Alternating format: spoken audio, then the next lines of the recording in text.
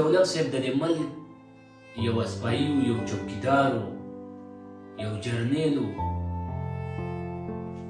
هغه له مونږ اقتدار په لاس کې نه دی ورکړی چې یاره به اعتراضات ته زمونږ عوامي اقتدار ته په لاس کې واله،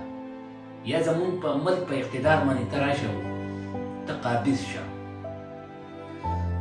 دې پاکستاني قوم